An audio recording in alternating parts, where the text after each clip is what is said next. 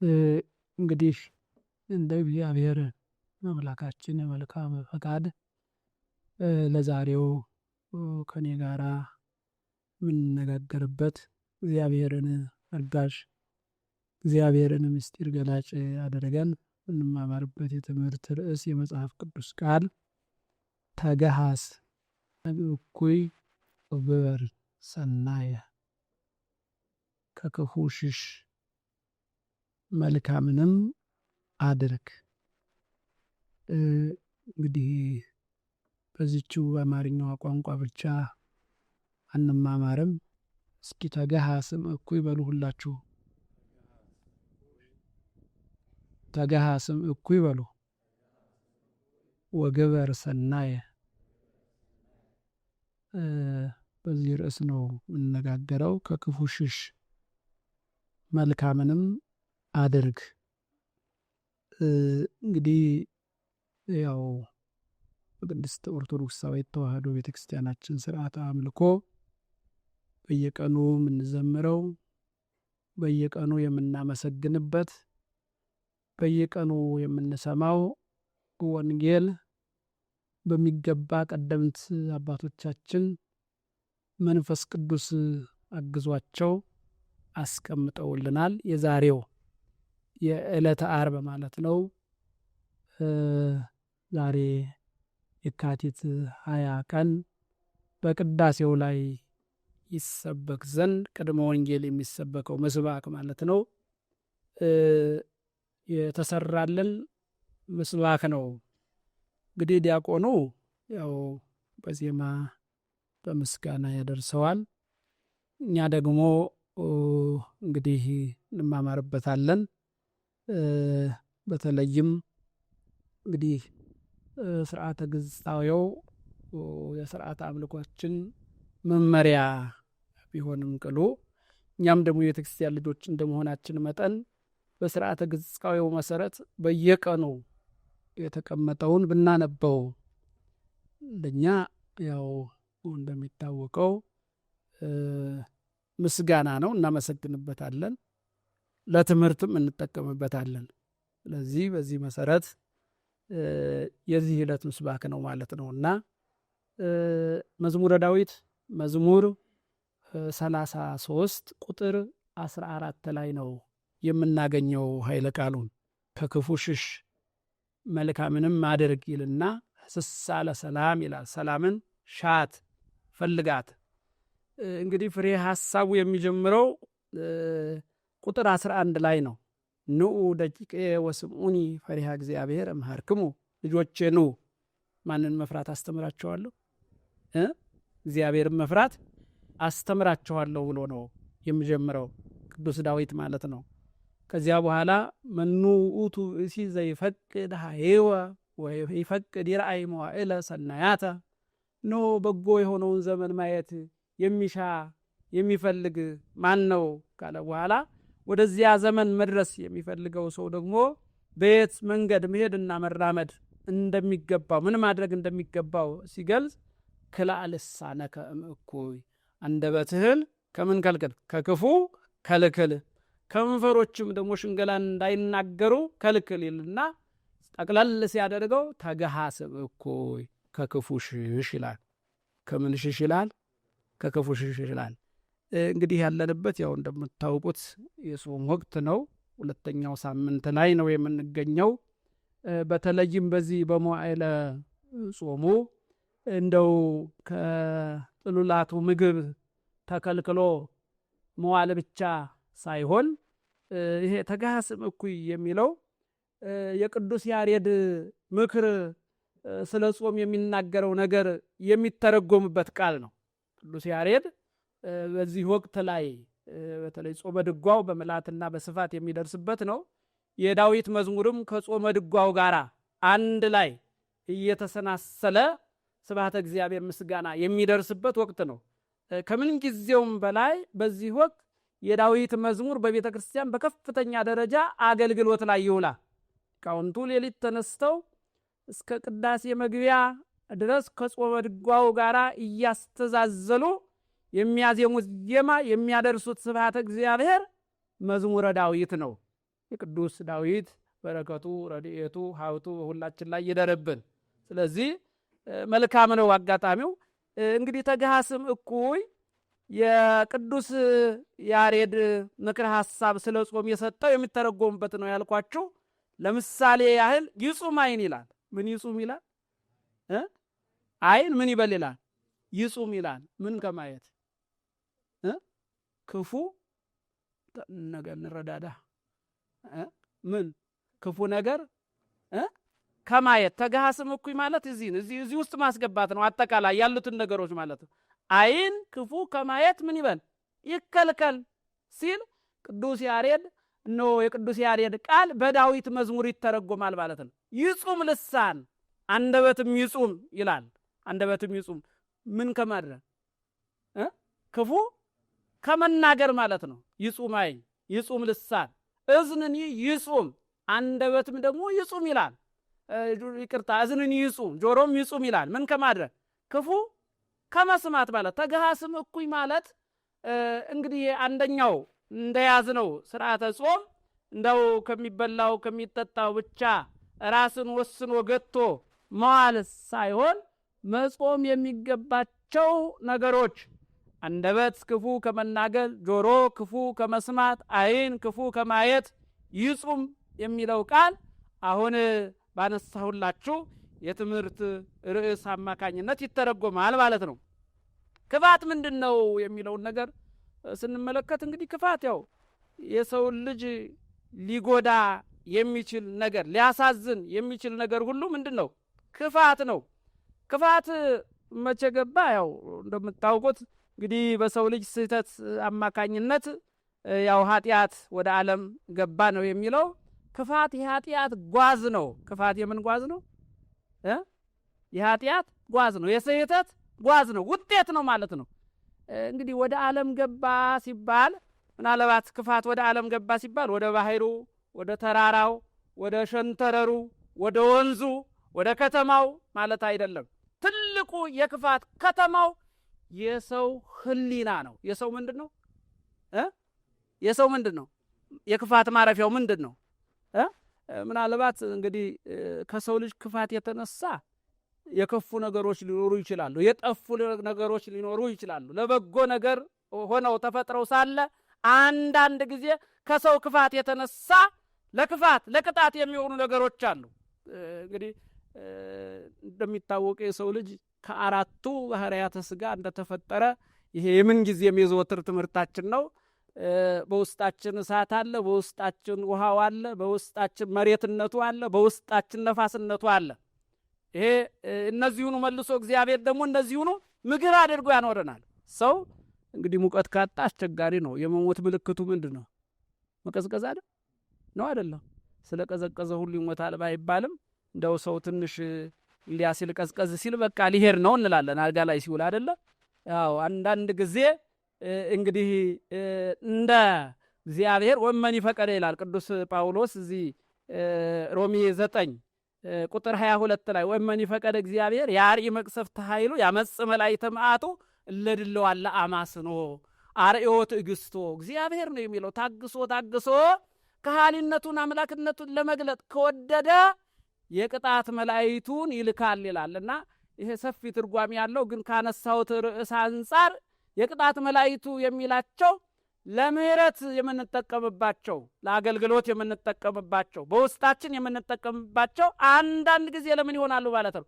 ለቅጣት ይሆናሉ ማለት ነው። ስለዚህ ከዚህ የተነሳ የክፋት ከተማው ወይም ማረፊያው ምንድን ነው ስንል ያው የሰው ልጅ ህሊና ነው።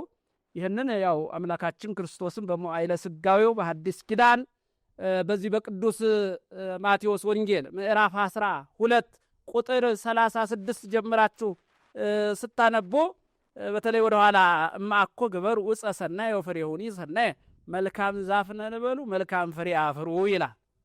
ምን አልኳችሁ? መልካም ዛፍ ነን በሉ መልካም ፍሬ አፍሩ። ወማኮ ግበሩ ዕፀ እኩየ ወፍሬሁኒ እኩየ፣ ክፉ ዛፍ ነን በሉ ክፉ ፍሬ አፍሩ። አሁን ይሄ እንግዲህ ስለ ዛፍ የተነገረ ሳይሆን በቀጥታ ማንን የሚመለከት ነው? እኛን የሚመለከት ነው።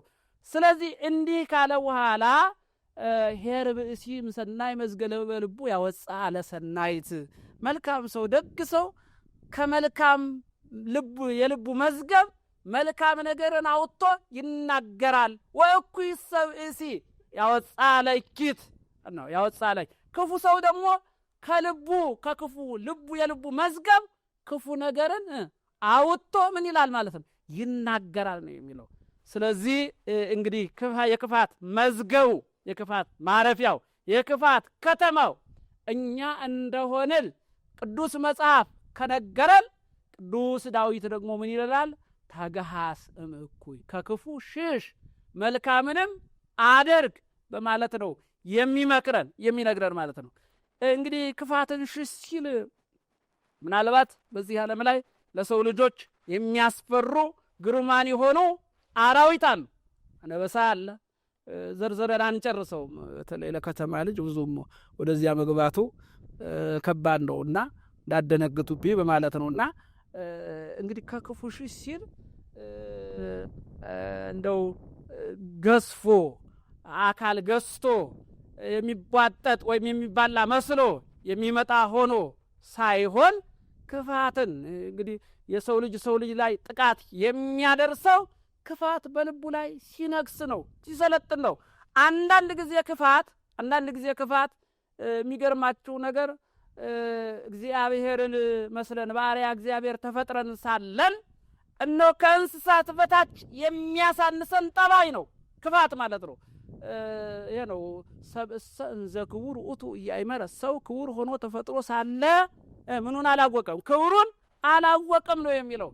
ከክብር የሚያሳንሰው ምንድነው ስንል ክፋት ነው። አንድ ኢትዮጵያዊ ባለቅኔ ከቀደምት ሊቃውንት መካከል ስለ ክፋት ስለ ሰው ልጅ ክፋት የተቀኙት ቅኔ አለ። ያው መጽሐፋዊ ስለሆነ እየተረጎምኩ ነግራቸዋለሁኝና ምን ይላል? መኑ ዘይብል እንበለ ጥንቃቄ ሰብ ያቢ ምን እንስሳት አራዊት ሰውን ከእንስሳትና ከአራዊት ይበልጣል ብሎ የሚናገር ያለ መረዳት ይበልጣል ብሎ የሚናገር ማን ነው? ሊሞግተኝ የሚችል ማን ነው? ይሉና እስመ ሰብ ዘሕግ ወዘ ስርዓት በሕግና በስርዓት ተፈጥሮ ሳለ ማለት ነው። ተፈጥሮ ሳለ ነሰተ ቤተ ርእሱ ዛነጹ ሎቱ ሥላሴ ጠበብት የሰሩለትን ቤት በራሱ የሰው ልጅ የራሱን ቤት ያፈርሳልና ሰው እንዴት ከእንስሳትና ከአራዊት ይበልጣል ይባላል ይልና ለዚህ ማስረጃ የሚያመጣው ምንድነው? እንዘ በመዓልቶ በሌሊት ዘእግዚኦሙ አብያተ ያቅቡ አራዊት ቀንና ሌሊት የጌቶቻቸውን ቤት በትጋትና በንቃት በታማኝነት ሲጠብቁ ሰው ግን የራሱን ቤት በራሱ ምን ያደርጋል? ያፈርሳል። ከምን የተነሳ? ከክፋት የተነሳ ማለት ነው። የራሳችንን ቤት በራሳችን እንድናፈርስ ከሚያደርገን ከክፋት ነው። እንግዲህ ቅዱስ ዳዊት ምን የሚለን? ሽሽ የሚለን ራቀው የሚለን ማረፊያ እንዳያደርግህ እንዳይሰለጥንብህ። ምክንያቱም ክፋት የአእምሮ ሰላም ያሳጣል፣ ያስጨንቃል፣ ለህመም ይዳርጋል። ታስታውሱ እንደሆነ እዚህ ኦሪት ዘፍጥረት ላይ ምዕራፍ 4 ላይ የምናገኛቸው ሁለት ወንድማማቾች እንግዲህ አንደኛው በእግዚአብሔር ዘንድ መስዋዕቱ ተቀባይነት እንዳገኘ ያው መጽሐፉ የሚተርክልን ነው። ያንኛው ግን በእግዚአብሔር ዘንድ መስዋዕቱ ተቀባይነትን አላገኘም። ከዚህ የተነሳ በወንድሙ ላይ ምንድነው የሚለው? ፊቱ ጠቆረ ይላል። ይሄ ምንድነው? በወንድም ላይ ፊትን ማጥቆር ምንድነው? ምነው ዝም ክፋት አይደለም? አብዛኞቻችን ስለምናደርገው ይመስለኛል ዝም አለን። በወንድም ላይ ፊትን ማጥቆር፣ እህት ላይ ፊትን ማጥቆር፣ በእህት በወንድም አማካኝነት በጎ ነገር ሲታይ፣ በጎ ነገር ሲሰራ፣ በጎ ነገር ሲደረግ ነው አለመደሰት፣ ደስተኛ አለመሆን፣ ፊትን ማጥቆር። ይሄ ምንድነው? ክፋት ነው። ስለዚህ ፊቱ ጠቆረ። እግዚአብሔርም አለው ለምን ፊትህ ጠቆረ? ለምን ተናደር? ለምን ተበሳጨህ? ኃጢአት ማለት ነው። ክፋት ወደ አንተ እየመጣች ነው። ስለዚህ ልትነግስብህ ነው፣ ልትሰለጥንብህ ነው። ስለዚህ እሷ ሳትቆጣጠር አንተ ቀድመህ ንገስባት፣ ውጣ። ውጣ ተብሎ ማስጠንቀቂያ ተሰጥቶት ነበረ። ነገር ግን እሱ አልሰማም። በዚያው ፊቱን በማጥቆር ቀጠለ። ከዚያ በኋላ እንግዲህ ወንድሙን ያደረገውን ነገር እናንተው ጨርሱት። ይሄ የነፍሰ ገዳይነት ስራ የምን ውጤት ነው? የክፋት ውጤት ነው። የክፋት ውጤት ነው። ስለዚህ ለዚህ መፍትሄው ምንድነው? የቅዱስ ዳዊትን ምክር ሐሳብ አሁን ትምህርተ ምክር ነው። ይኸው የምክር ትምህርት ነው። ቅዱስ ዳዊት ተገሃስም እኩይ ከክፉ ሽሽ፣ ከክፉ ሽሽ መልካምንም አድርጋት ይልና ሌላው እዚሁ መዝሙረ ዳዊት መዝሙር 36 ቁጥር 27 ላይ ደግሞ ከክፋት መሸሽ ምን እንደሚያደርግ ጥቅሙን ሲያስቀምጠው ተገሃስም እኩይ ወግበር ሰናይ ከክፉ ሽሽ መልካምንም አድርግ ካለ በኋላ ወትነብር ለዓለመ ዓለም ለዘላለም ትኖራለህ ይላል። ከክፉ መሸሽ ዕፀ ሕይወት ነው ማለት ነው። እየሰማችሁኝ ነው? ዕፀ ሕይወት የምትባል እዚህ ዘፍጥረት ላይ ታገኟታላችሁ። ከነዚህ ከሚበሉት እና ከዕፀ በለሱ በተጨማሪ ሶስተኛ የተቀመጠች ነበረች ዕፀ ሕይወት የምትባል። ያችን እንግዲህ ዕፀ በለስን ባይበላ ይላሉ መተርጉማ ነው ሲተረጉሙት ማለት ነው። ከዕፀ ሕይወት እየበላ እየታደሰ በደስታ ያለ ሞት ያለ እርጅና ይኖር ነበረ ብለው አስቀምጠውታል። እንግዲህ ለዛሬው የኛ ዕፀ ሕይወታችን ከክፋት መሸሽ ነው። ከክፋት ከሸሸን ምን እንሆናለን? ወትነብር ለዓለመ ዓለም ለዘላለም ምን ትሆናለህ? ትኖራለህ። ለዘላለም ትኖራለህ ማለት እንደው በዚህ በምድር ላይ በስጋው ሕይወት መኖር ብቻ አይደለም፣ እስከ የሌለው ሕይወት አለ። የዚህ ጉዳይ ብዙም የሚያሰጋም አይደለም። እግዚአብሔርም እንደሚታወቀው እዚህ ሊተወን እዚህ ሊያስቀምጠን ያዘጋጀን አይደለም። ሌላ ዓለም አለ፣ ሌላ ያዘጋጀልን ቤት አለ። በዚያ ለዘላለም በደስታ በምስጋና በክብር በቅድስና ለመኖር ምንድነው ያለን እንደሆነ ከክፋት መሸሽ ነው። እንግዲህ ከክፋት መሸሽ ነው። ይህን ያህል ከክፋት መሸሽ ነው የሚለውን ይህን ያህል ካየን ክፋትን ሊያስከትሉ የሚችሉ ነገሮች አሉ። ተገሃስም እኩይ ሲል አንዳንድ ጊዜ ክፋት ከሌላው ይወረሳል፣ ከሌላው ይመጣል፣ ከሌላው ወደኛ ይገባል። ስለዚህ ቅዱስ ጳውሎስ እዚህ አንደኛ ቆሮንቶስ 15:33 ላይ ክፉ ባልንጀርነት ምንን ያጠፋል ይላል። ክፉ ባልንጀርነት መልካም አመልን ምን ይላል? ያጠፋል፣ ይለውጣል ነው የሚለው። እንግዲህ እኛ በቅድስት ኦርቶዶክሳዊት ተዋሕዶ ቤተክርስቲያናችን ሀብተ ወልድና ስመ ክርስትናን አግኝተን በክርስቶስ ክርስቲያን የተሰኘን እንደ እርሱም እንደ ባለቤቱ እንደ ክርስቶስ እንኖር ዘንድ እሱ በእርሱ የመኖር መብት ስልጣን የሰጠነን ነበሩ ብየ ወአነ ብክሙ እናንተ እኔ የወይን ግንድ ነኝ እናንተ ደግሞ የወይኑ ምንድን ናችሁ አለ፣ ቅርንጫፎቹ ናቸው። ይህን ካለ በኋላ የወይኑ ቅርንጫፍ በወይኑ ግንድ የመኖር መብትና ስልጣን እንዳለ ሁሉ ነበሩ ብየ በእኔ ኑሩ አለ። በእኔ ምን በሏ? በእኔ ኑሩ፣ እኔም ደግሞ በእናንተ ምን እላለሁ አለ? እኖራለሁ አለ። እኔም በእናንተ እኖራለሁ አለ። ስለዚህ ክርስቶስ የሚኖርበት ክርስቲያን ወይም በክርስቶስ የሚኖር ክርስቲያን በዚህ ምድር ላይ ሲኖር መልካም የሆነውን ከክርስቶስ ያገኘውን በሀብተ ወልድና በስመ ክርስትና አማካኝነት የተቀበለውን ልጅነት የተቀበለውን ያገኘውን ያሳደገውን ነገር በውስጡ ያለው እንዳይጠፋበት ጓደኛውን ባልንጀራውን ሊመርጥ ያስፈልጋል። ጳውሎስ በዚህ ላይ በደንብ አድርጎ አጽንዖት ሰጥቶ ነው የሚመክረው። እዚህ ሁለተኛ ቆሮንቶስ 6:14 ላይ ወኢትሁሩ ውስተ አርዑተ እለ ኢያምኑ ከማያምኑ ሰዎች ጋር በማያመች አካሄድ አትሂዱ አትጠመዱ ካለ በኋላ መኑ ዘደመሮ ላላ ጽድቅን ከኃጢአት ጋር አንድ ያደረገው ማን ነው? ጨለማን ከብርሃን ጋር አንድ ያደረገው ማን ነው? ክርስቶስን ከቤልሆር ጋር አንድ ቤተ ጣዖትን ከቤተ መቅደስ ጋር አንድ ያደረገው ማን ነው ካለ በኋላ እናንተ የማን ቤተ መቅደሶች ናችሁ ይላል? የእግዚአብሔር ቤተ መቅደሶች ናችሁ በማለት ነው የሚገልጠው።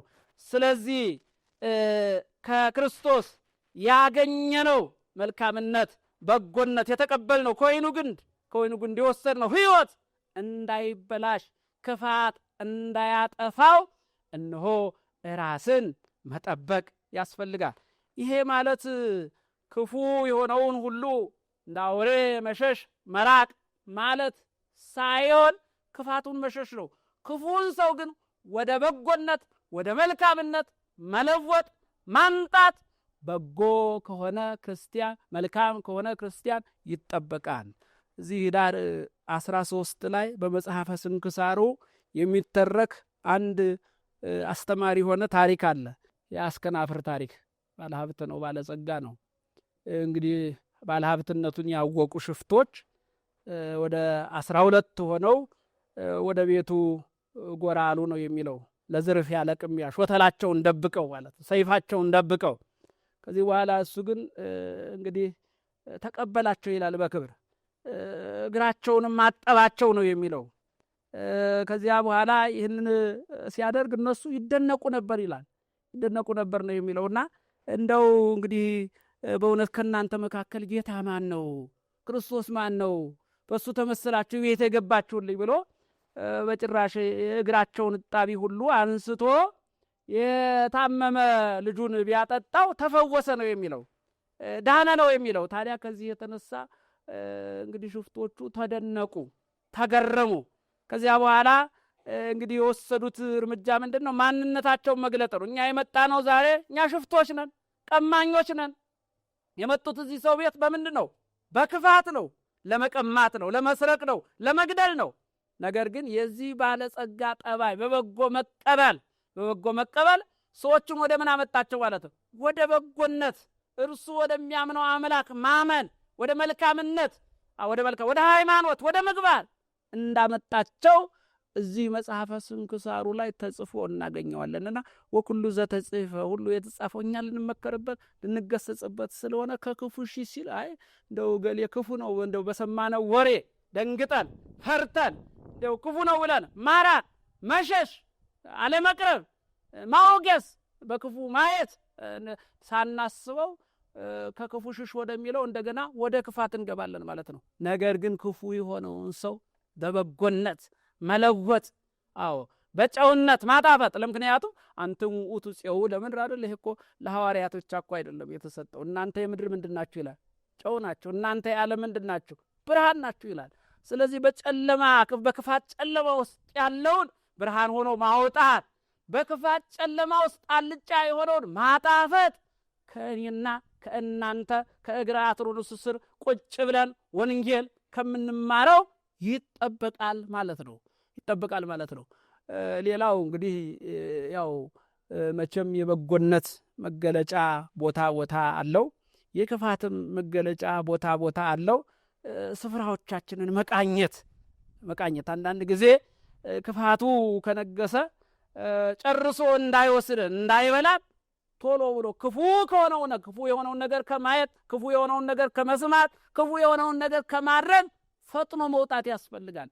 ይህንን እንግዲህ ኦሪት ዘፍጥረት 19 ላይ ያለውን ነገር ማንበብና ማገናዘብ ማሰላሰል በቂያችን ነው። ለሎጥ የተሰጠው ማለት ነው። ራስህን አድን። ማንን አድን? እንደው ከክፉ ጋራ ክፉን እናወጣለን ብለን እኛም በክፋቱ ተጠልፈን እዚያ የነደደው እሳት እንዳይበላን፣ የክፋቱ እሳት እንዳይበላን፣ የምቀኝነቱ እሳት እንዳይበላን፣ የተንኮሉ እሳት እንግዲህ የክፋት ፍሬዎች ናቸው። እንግዲህ እነዚህ አሁን የምናነሳሳቸው የክፋት መገለጫዎች ናቸው። እነዚያ እንዳይበሉን ቶሎ ብሎ መውጣት ያስፈልጋል። ራስህን አድን፣ ወደኋላ አትይ። ወኢትቁም መንገለ አድያም፣ በዙሪያዋም በዚህ በከተማዋ ዙሪያ ምን አትበል፣ አትቁም ነው የሚለው። እዚህ ላይ በደንብ አድርገን ጥንቃቄ ልናደርግ ያስፈልጋል።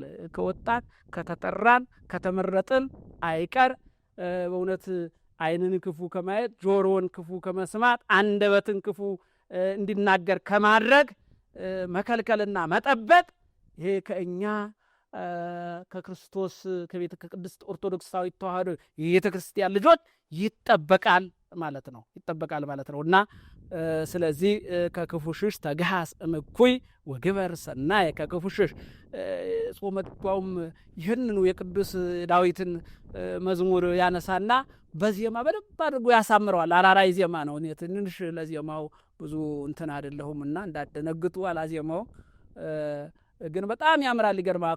ከሶስቱ ዜማዎች መካከል አራራይ ዜማ ነው። ተግሃስም እኩይ ወግበር ሰናይ ወትነብር ለዓለም ዓለም በማለት ያወሰዋል ማለት ነው። ስለዚህ እንግዲህ ከክፋት መሸሽ ማለት እንዲህ አይነት በጎ ነገር የሚታይበት መገኘት፣ በጎ ነገር በሚነገርበት መገኘት፣ በጎ ነገር እንሆ በሚቀርብበት መገኘት፣ መስማት ማዳመጥ ነው።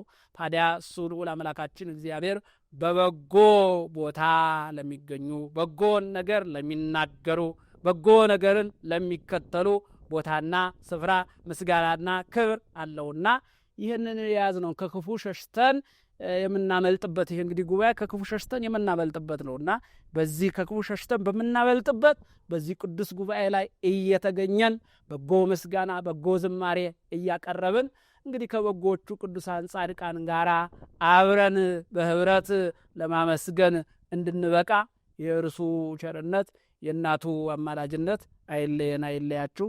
ወስብሐት ለእግዚአብሔር አሜን።